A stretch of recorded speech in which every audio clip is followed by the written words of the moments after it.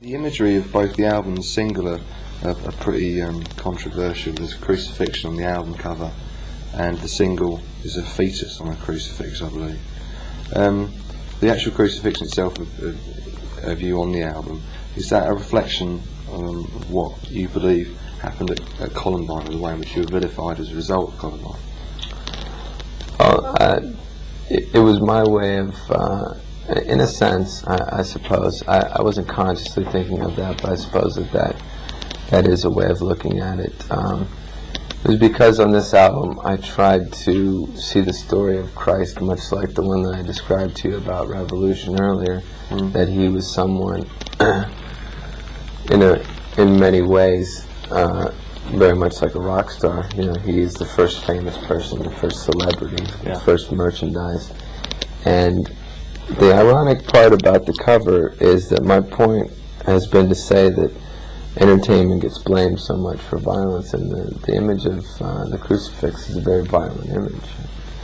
And the actual way that was created, my album cover, it was a combination of a photograph of Christ from a church. It's not my body, and incorporated my face into it and turned it into a sort of a Renaissance painting.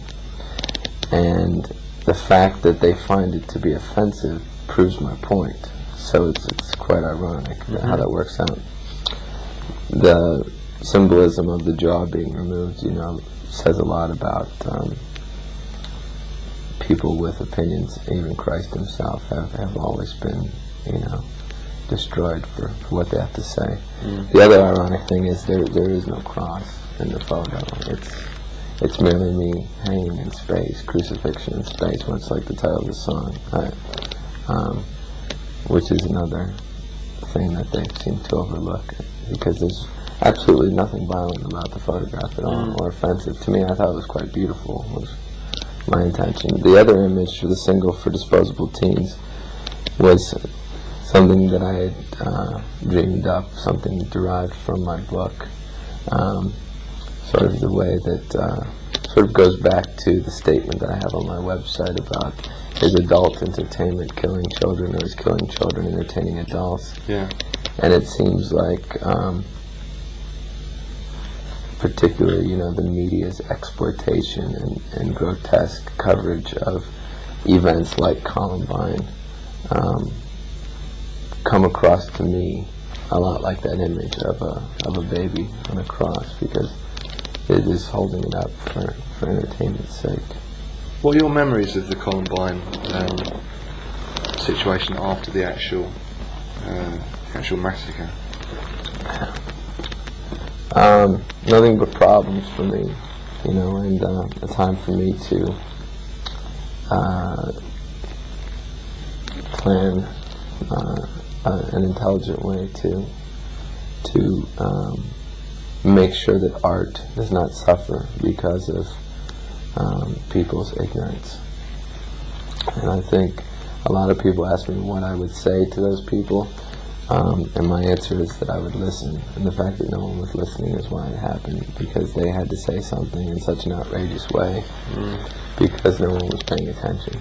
I think that's how so many people feel growing up. It's how I felt growing up, and I think that message and that voice comes across so much in a lot of songs on the album.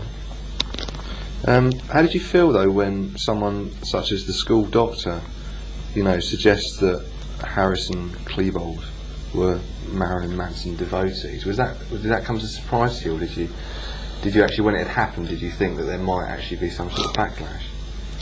I wouldn't be surprised. I wasn't surprised if someone said they were fans, and my reaction to that is, if they had a Marilyn Manson CD in their house, they also had a Holy Bible, and they also had guns that their parents let them own. Yeah. And they also had they had parents that weren't listening to them as well. But a very responsible journalist in Denver did research and asked a lot of kids, and found out not only were they not Marilyn Manson fans, they didn't like me. So that was the most ironic part about it. They found me to be far too commercial for their taste. Oh, really? Yes, they were fans of KMFDM and Rammstein.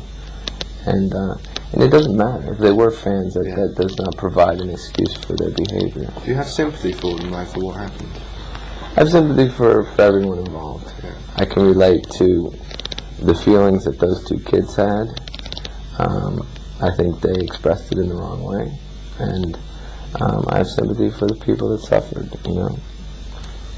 What do you feel should be done to avoid, or at least to try and avoid something similar happening in the future? I mean, I know you've mentioned guns before in previous interviews, that the restrictions on guns in America. Nothing. I don't think there's anything you can do. I think parents can listen, but there's not some sort of change you can make. You can't censor art and expect that to make a change. We're always going to be Cain and Abel. Can't restrict guns because people will just find something else to hurt each other with.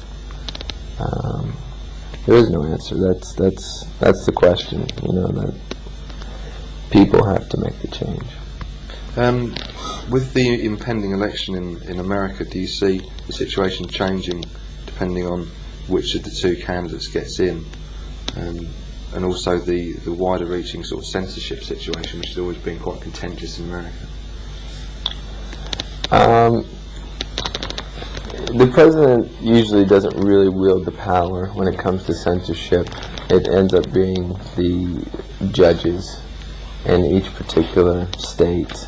And although the Democrats have voiced the strongest opinion to censor entertainment and ironically take all their money from Hollywood at the same time,